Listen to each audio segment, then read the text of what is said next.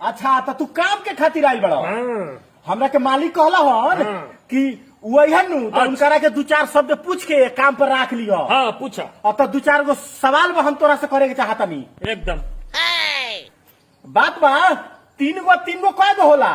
तीन गो हाँ। तीन तीन तीन 6 गो। 6 गो होला। हाँ अच्छा चार गो कय गो होला? 4 गो।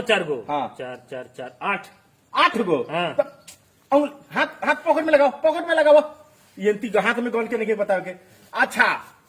अच्छा अब बताओ लास्ट सवाल है 5 गो कय गो होला? 5 गो। हाँ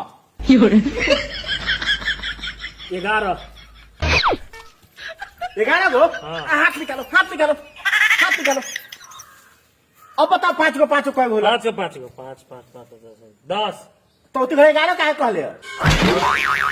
केने से एगो बढ़ गेला। भागो काम पे नहीं लगेगा तुम्हारा।